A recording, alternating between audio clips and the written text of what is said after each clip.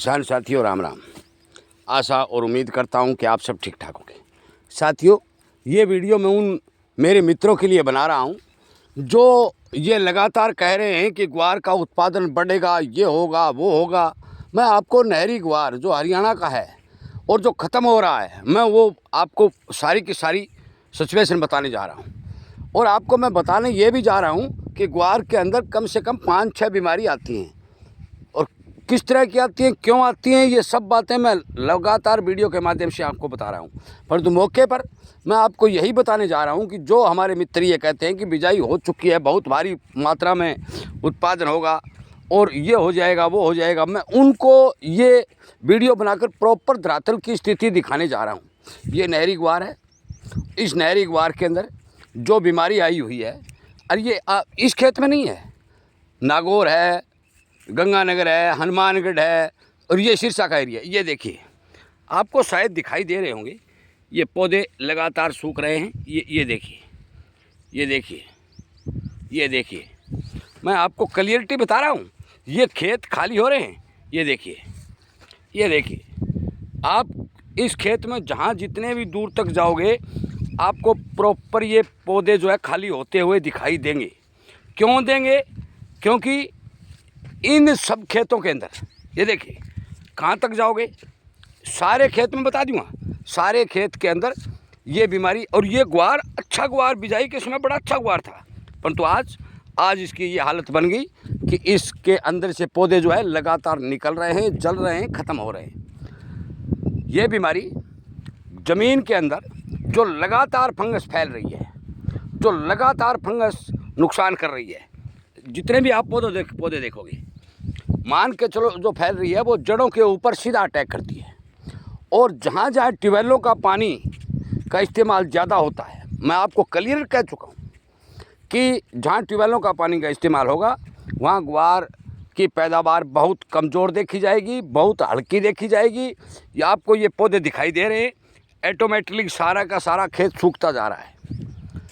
कुछ हमारे साथी ये भी कहते हैं कि ये ताऊजी तो पटवा की भाषा बोलता है। भाई, पटवा किसी का दुश्मन होगा?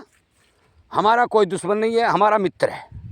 और पटवा भी धरातल की सच्चाई बताता है, हम भी धरातल की सच्चाई बताता है।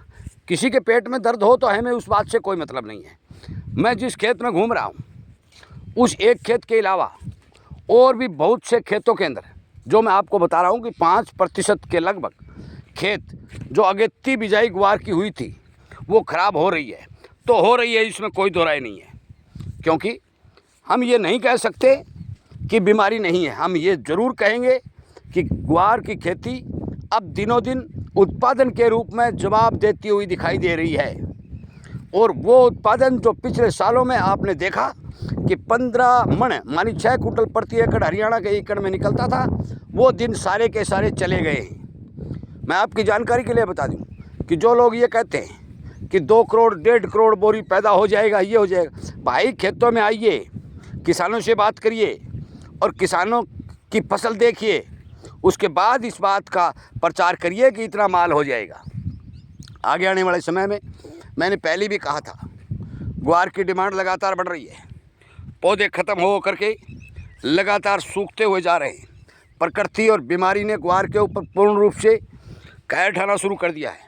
और जिस एरिया में मैं चल रहा हूँ, जिस एरिया में मैं घूम रहा हूँ, उस एरिया में ग्वार की खेती और नरमा की खेती 2 प्रकार की खेती हैं।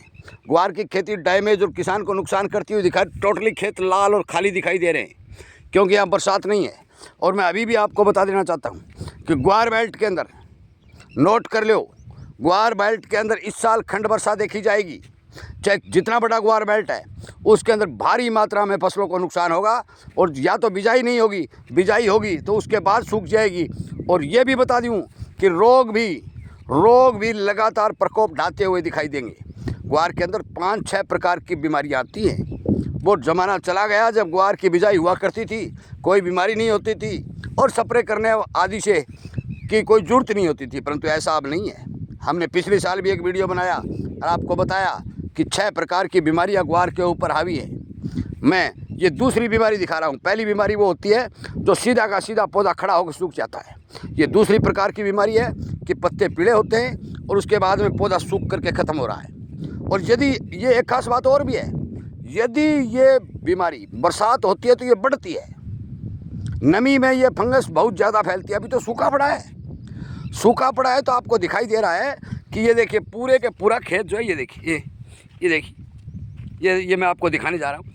एक खुड पर चल रहा हूँ क्योंकि मेरे पास कोई इंटरनेट कैमरा नहीं है कि भी मैं एक मैं आपको फ़ोन से दिखा रहा हूँ। यदि बरसात होगी तो ये बीमारी बढ़ेगी, घटेगी नहीं। और बड़े बड़े पौधों में भी ये बीमारी दिखाई देगी, हर खेत के अंदर जहाँ ट्यूबवेलों का इस्तेमाल होता है। और आप सभी को पता है कि हमारे देश के अंदर 70% खेतों में ट्यूबवेलों के पानी का इस्तेमाल होता है। इसीलिए हम कहते हैं कि धरातल की सच्चाई जाननी है, ठीक से आपको जानकारी प्राप्त करनी है, तो आप हमारे इस चैनल को सब्सक्राइब करिए, अन्य किसानों तक शेयर करिए। और जो लोग ये कहते हैं कि उत्पादन ये हो जाएगा वो हो जाएगा, उनको इस वीडियो के माध्यम से ये वीडियो पहुंचा करके जवाब देने का काम करिए। आपका बहुत बहुत धन्यवाद।